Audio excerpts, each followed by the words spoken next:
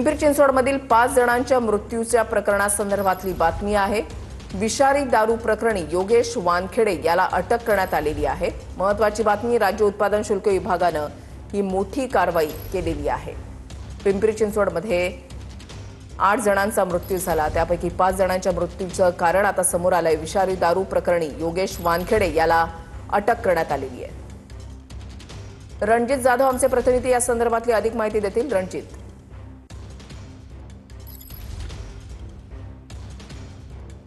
नक्कीच आपण पाहिलं तर आता फुगेवाडी दारू प्रकरणाला जे आहे आता वेगळं वळण आलेला पाहायला मिळतंय। पुण्यातील काळेपडळ भागामध्ये देखील अशाच प्रकारे 5 जणांचा जो आहे तो मृत्यू झालेला आहे। राज्य उत्पादन शुल्क म्हणजेच एक्साईज विभागाकडे योगेश वानखेडे जो आहे तो स्वतःहून हजर झाला, त्याला त्यानंतर अटक करण्यात आली।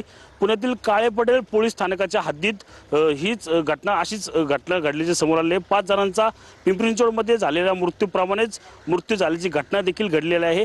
वानखेडे यानेच पिंपरी चिंचवड असेल किंवा पुण्यातील या दारू विक्रेत्यांना जी आहे ती स्पिरिट पोहोचवल्याची माहिती जी आहे ती समोर येते। मृत्यूच्या घटनेनंतर वानखेडे जो आहे तो स्वतः हजर झाल्याचं जे आहे ते आपल्याला एकूणच पाहायला मिळते।